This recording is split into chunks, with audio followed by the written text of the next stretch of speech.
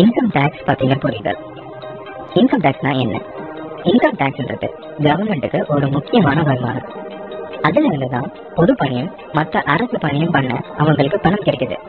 நம்ம சம்பாதிக்கிற இன்கம் மேல இந்த டேக்ஸை சார்ஜ் பண்ணுவாங்க. அதாவது மொத்த வரவு மேல இல்லாம வெறும் நெட் இன்கம் மேல. ஒரு சின்ன எக்ஸாம்பிள பார்ப்போம். ஒரு பிசினஸ்ல 30 லட்சத்துக்கு சேல்ஸ் நடக்குதுன்னு வச்சுப்போம். அதை செய்ய 27 லட்சம் செலவாயிருக்கு. இதுல நமக்கு 3 லட்சம் தான் லாபம். இந்த 3 லட்சத்துக்கு மேலதான் டாக்ஸ் சார்ஜ் ஆகும். மொத்தம் 30 லட்சம் மேல இல்ல. இன்கம் டாக்ஸ்க்கும் ஜிஎஸ்டிக்கும் என்ன வித்தியாசம்? ஜிஎஸ்டி அதாவது சரக்கு மற்றும் சேவை வரி மொத்த டிரான்சாக்சன் மேல சார்ஜ் ஆகும். நம்ம எக்ஸாம்பிள்ல மொத்தம் 30 லட்சம் மேல. ஆனா இன்கம் டாக்ஸ் நம்ம லாபத்து மேலதான் சார்ஜ் ஆகும். இன்கம் டாக்ஸ் ரிட்டர்ன் ஃபைல் பண்ணதுனால வர அட்வான்டேஜஸ் என்னன்னு பார்ப்போம். லோன் சுலபமா கிடைக்க ஐடி ரிட்டர்ன்ஸ் ப்ரூஃபா சப்மிட் பண்ண தேவைப்படும். இன்கம் டாக்ஸ் ரீஃபண்ட் எலிஜிபிளா இருந்து அது கிளைம் பண்ணணும்னா ரிட்டர்ன்ஸ் ஃபைல் பண்றது கட்டாயம். நமக்கு இன்கம் ப்ரூஃபாவும் அட்ரஸ் ப்ரூஃபாவும் யூஸ் ஆகும். நிறைய கண்ட்ரீஸோட விசா அப்ளிகேஷன்ஸ்க்கு ஐடி ரிட்டர்ன்ஸ் சப்மிட் பண்ண தேவைப்படும். நமக்கு இருக்கிற எலிஜிபிள் லாஸஸை வரும் வருஷங்கள்ல வர ப்ராசஸோட அட்ஜஸ்ட் பண்ணிக்கலாம். லாஸை நம்ம ஐடி ரிட்டர்ன்ல காமிச்சாதான் இதை பண்ண முடியும். Avoid penalty. ரிட்டர்ன் ஃபைல் பண்ண வேண்டியது இருந்து பண்ணாம விட்டா ஐடி டிபார்ட்மெண்ட் நமக்கு 10,000 ரூபாய் வரைக்கும் பெனல்டி போடுவாங்க. அதை தவிர்க்க ரிட்டர்ன் ஃபைல் பண்ணணும். இன்சூரன்ஸ், எம்எஸ்எம்இ ரெஜிஸ்ட்ரேஷன், அப்புறம் அது சம்பந்தமான லோன் பெனிஃபிட்ஸ் எல்லாம் நம்ம எடுக்கணும்னா இன்கம் டாக்ஸ் ரிட்டர்ன் கண்டிப்பா ஃபைல் பண்ணிருக்கணும். ஏஐஎஸ், டிஐஎஸ் மற்றும் ஃபார்ம் 26AS. ஏஐஎஸ் அதாவது ஆனுவல் இன்ஃபர்மேஷன் ஸ்டேட்மெண்ட். நம்மளோட சம்பாத்தியம், நம்ம கட்டின டாக்ஸ், அப்புறம் இன்னும் சில டிரான்சாக்சன்ஸ் பத்தின விரிவான பதிவு தான் இந்த ஏஐஎஸ். டிஐஎஸ் அதாவது டாக்ஸ் பேயர் இன்ஃபர்மேஷன் சம்மரி. ஏஐஎஸ்ஐ சுருக்கி அந்த மொத்த பதிவையும் சம்மரியா தரது தான் இந்த டிஐஎஸ். Form 26AS. ஃபார்ம் 26ASன்றது டாக்ஸ் டிடக்டட் அட் சோர்ஸ் அதாவது டிடிஎஸும் டாக்ஸ் கலெக்டட் அட் சோர்ஸ் அதாவது டிசிஎஸும் பத்தின இன்ஃபர்மேஷன் தர பதிவு. அதிக மதிப்புள்ள பரிவர்த்தனை அதாவது ஹை வேல்யூ டிரான்சாக்சன் என்னென்ன ஏஎஸ் இல்ல டிஐஎஸ்ல ரிப்போர்ட் ஆகும். அதிகமான பணம் பேங்க்ல டெபாசிட் பண்றது, பெரிய தொகைக்கு ஏதாவது பொருள் வாங்குறது, பெரிய தொகைக்கு வீடோ நிலமோ விற்கிறது, இது மாதிரியான டிரான்சாக்சன்ஸ் எல்லாம் இன்கம் டாக்ஸ் டிபார்ட்மெண்ட் கண்காணிச்சு ஏஎஸ் இல்ல டிஐஎஸ்ல கொண்டு வருவாங்க. எந்தெந்த டிரான்சாக்சன்லாம் வரும்ன்றத புரிதற்காக கொஞ்சம் விரிவா பார்ப்போம்.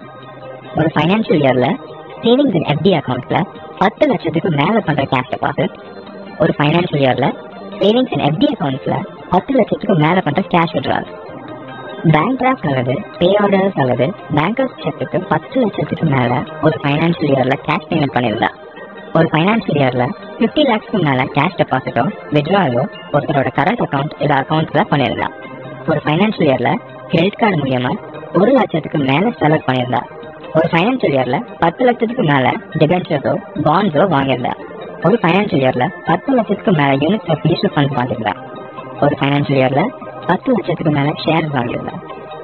அசையாத சொத்து அதாவது வீடு, நிலம் அந்த மாதிரி சொத்து ஏதாவது 30 லட்சத்துக்கு மேல வாங்கியிருந்தா இல்ல வித்திருந்தா, ஃபாரின் கரன்சி 10 லட்சத்துக்கு மேல ஏதாவது ஃபைனான்சியல் இயர்ல வாங்கியிருந்தா இல்ல எக்ஸ்சேஞ்ச் பண்ணியிருந்தா, ஒரு ஃபைனான்சியல் இயர்ல ஏதாவது பொருளோ சேவையோ 50 லட்சத்துக்கு மேல வித்திருந்தா, ஏதாவது ஒரே நாள்ல கேஷ் கொடுத்து பொருளோ சேவையோ 2 லட்சத்துக்கு மேல வாங்கியிருந்தா, மியூச்சுவல் ஃபண்ட் யூனிட்ஸோ எக்விட்டி ஷேர்ஸோ வாங்கியிருந்தா இல்ல வித்திருந்தா. இந்த டிரான்சாக்சன்ஸ்ல ஏதாவது நீங்க பண்ணிருந்தாவோ இல்ல இதுல ஏதாவது உங்களுக்கு அப்ளிகபிள்னாவோ நீங்க இன்கம் டாக்ஸ் ரிட்டர்ன் ஃபைல் பண்ணிடுறது இருந்தது. ஏன்னா அந்த இன்ஃபர்மேஷன் இன்கம் டாக்ஸ் டிபார்ட்மெண்ட் கிட்ட ஏற்கனவே இருக்கு.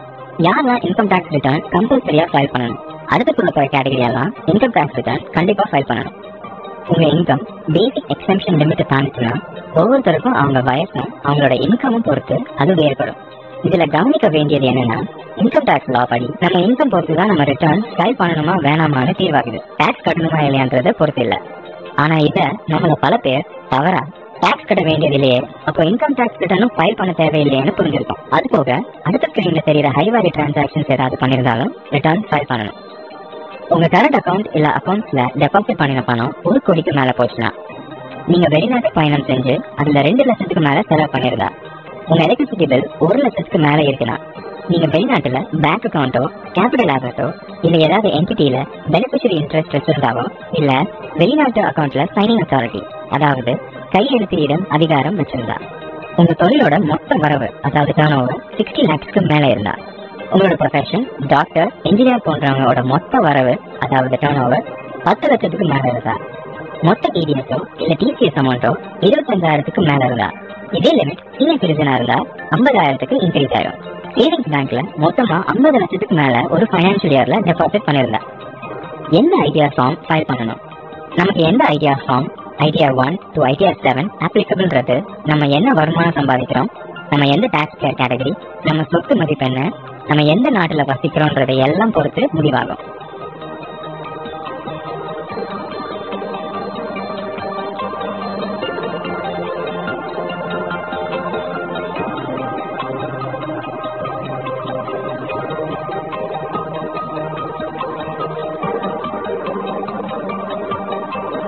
ஐடிஆர் ஃபைல் பண்ணாதனால வர விளைவுகள்.